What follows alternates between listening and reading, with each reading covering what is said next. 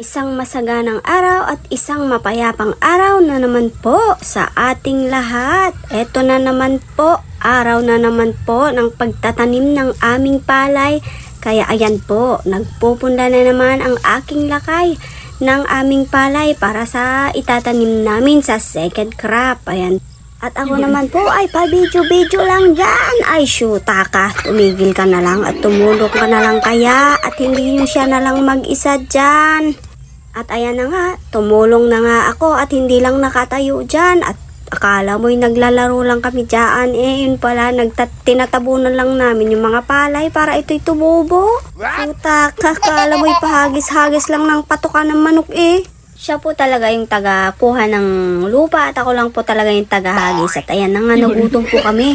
Buti na lang kamo, may tira pa ng ibon dyan. May saging po kasi na hinog dito sa malapit ng aming taniman. Ayan, malapit sa bukid po talaga ito at sa likod po ng aming babuyan. Buti na lang kamo, may nakita kaming hinog na saging. At ayan, may merienda po kaming dalawa. Lamang tiyan din po yan kahit po tira-tira po yan ng ibon. Sa Ayan, may merienda na kami. Hinog. Sa puno.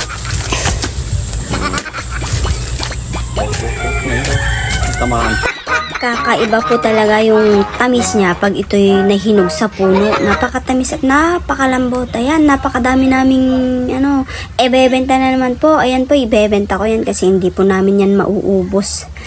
Ang bawat paggising natin sa umaga ay isang napakagandang biyaya. Kaya dapat lagi tayong nagpapasalamat sa bawat araw na Salamat po talaga Lord sa aming mga biyayang natatanggap.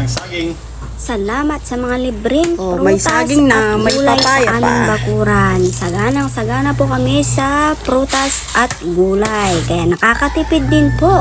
Kaya tandaan po natin sa bawat butong itinanim ay may prutas na aanihin. Ayan, thank you for watching po. At salamat din po sa mga sumusuporta. At kung may natutunan po kayo sa aming mga videos, sana po pa-like and share. At pa-follow na rin po sa aming account. Thank you for watching. Pwede din po kayong mag-comment kung saan kayo nanonood para alam ko po kung saan nakarating ang aking video.